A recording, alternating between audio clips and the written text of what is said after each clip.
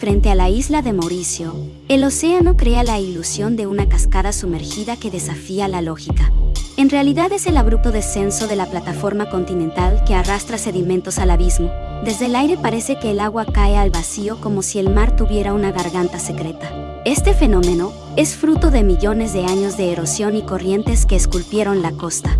Los tonos turquesa y azul profundo se entrelazan creando un espectáculo que engaña la vista. Los lugareños lo veneran como una puerta al misterio marino de esta isla africana. Una cascada imposible que cae sin caer atrayendo viajeros y fotógrafos del mundo entero.